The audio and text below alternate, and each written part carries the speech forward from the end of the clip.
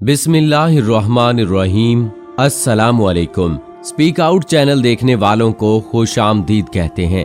दोस्तों, अगर देखा जाए तो माजी के वो खतरनाक अमराज जैसे ताउन, हैजा, चेचक, खसरा और पोलियो, जिन्होंने इंसानों के नाक में दम कर रखा था, जदीद मेडिकल साइंस ने इन पर तो काबू पा लिया, मगर चंद दूसरे ऐसे अमराज रूनुमा हुए जिन पर आज तक काबू ना पाया जा सका।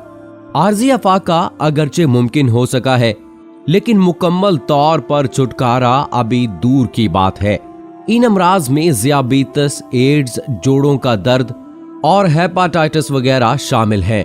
आज की वीडियो में हम आपके लिए जोड़ों के दर्द के लिए एक मुजर्रब कुरानी वजीफा लेकर हाजिर हुए हैं, जो न सिर्फ जोड़ों के दर्द के लिए बल्कि हर किस्म के दर्द के लिए काम करेगा।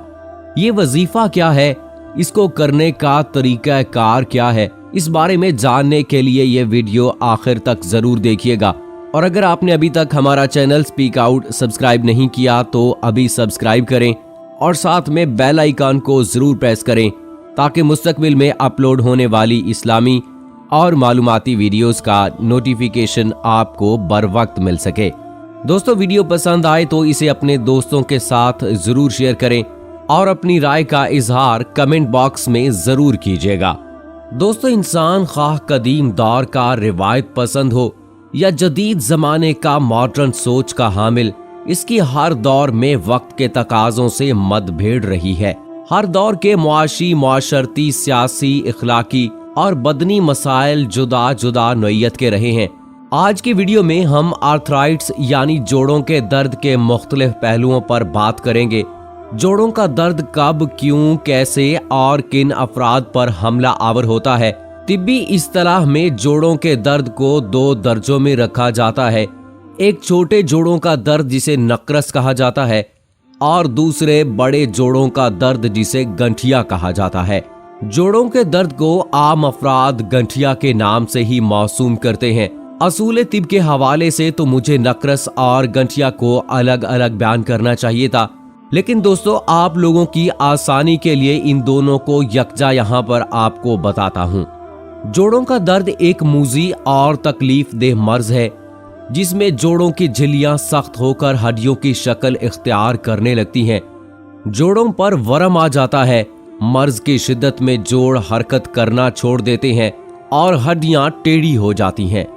गंठिया का ज्यादातर इजहार कोहनी, घुटने और टखने के जोड़ से होता है।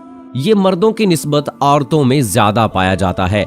इसी तरह नकरस या छोटे जोड़ों का दर्द हाथ पांव की उंगलियों के जोड़, अंगूठे के जोड़ वगैरह से जाहिर होता है। नकरस औरतों की निस्बत मर्दों में ज्यादा पाया जाता है। जदीद मेडिकल साइंस की रूह से जोड़ों के दर्द का सबसे बड़ा सबब यूरिक एसिड को समझा जाता है। इसके अलावा कोलेस्ट्रॉल और ट्राइग्लिसराइड्स की इजाफी मिकदारें भी इस मर्ज का जरिया बनती हैं। खून में सोडियम, पोटाशियम और कैल्शियम की बढ़ती हुई मिकदार भी जोड़ों के दर्द का बायस बनती है।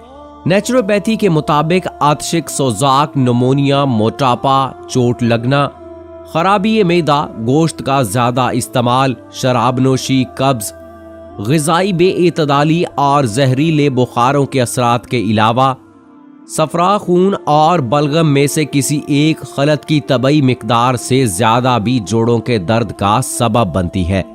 ख़वातीन में जोड़ों के अमराज की एक बड़ी वजह अमराज रहम और कबल अज वक्त संयास का शुरू होना या फिर रहम का निकलवा देना भी हो सकती है। याद रहे कि ऐसी ख़वातीन जो बाद ज़चगी ठंडे गर्म का पूरा ख्याल नहीं रखती या आयाम मखसूसा में कबल अज वक्त नहा लेती हैं, उन्हें भी जोड़ों के दर्द का सामना रहता है। इसके अलावा ये बीमारी मौरूसी तौर पर भी हमलावर हो जाती है। नकरस में पांव के अंगूठे के जोड़ में शदीद दर्द होता है, अंगूठे पर वरम आ जाता है और अक्सर औकात दर्द के साथ बुखार भी हो जाता है, जो बाद में पसीना आकर उतर जाता है। ये दर्द हाथ की उंगलियों के जोड़ों में भी होता है। इस दर्द का दौरा इतना शदीद होता है कि उंगलियों को छुआ भी नहीं जा सकता। इब्तदाई तौर पर इस मर्ज का हमला 7 से 10 दिन तक होता है, जो खुद ब खुद ही खत्म हो जाता है।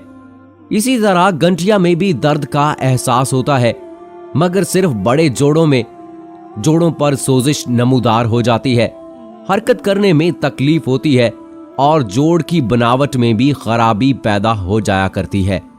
मुशाहिदाती और तजर्बाती बात तो ये है कि इस जमाने में जोड़ों के दर्द की सबसे बड़ी वजह गैर मियारी और मिलावट से भरपूर ग़िज़ाओं के साथ साथ सहल पसंद जिंदगी और साइंसी सहूलियात हैं।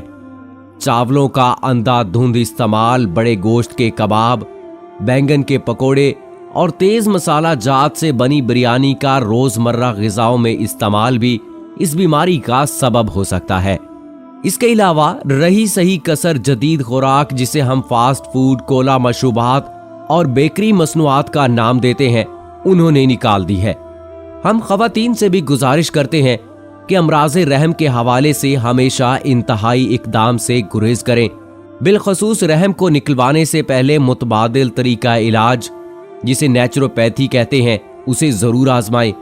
इसके साथ साथ सनयास के मसाइल से बचने के लिए लाजिम है कि अपने मौलिद से, अपने डॉक्टर से मुस्तकिल मशवरे में रहें ताकि वो बवक्त ज़रूरत बेहतर आपकी रहनुमाई कर सकें। तो दोस्तों, ये थी मालूमात जोड़ों के दर्द के हवाले से। इसके अलावा दर्द जिस्म के किसी भी हिस्से में हो बहुत बुरा होता है, सख्त तकलीफ का बायस होता है। इंसान के दांत में दर्द हो तो इंसान कहता है यही दर्द सबसे ज्यादा तकलीफ दे है। अगर सर में दर्द हो तो वो समझता है कि इससे बड़ा कोई दर्द नहीं है। गर्ज ये कि दर्द जिस्म में कहीं पर भी हो, किसी भी हिस्से में हो, वो तकलीफ दे होता है और जितना शदीद हो उतना ही नाकाबिले बर्दाश्त हो जाता है। दोस्तों, इसीलिए हम आपके लिए ऐसा वजीफा लेकर आए हैं जो कि दर्दों के लिए है। ये वजीफा ना सिर्फ जोड़ों के दर्द के लिए काम करेगा बल्कि ये हर किस्म के दर्द में मुजर्रब साबित होगा। आइए आपको वजीफे के बारे में तफसील से बताते हैं कि ये वजीफा कुरान पाक की किस सूरत का है और इस वजीफे का अमल आपने कैसे करना है। ये इंतहाई आसान है, जो कुरान पाक की सूरह आला का है।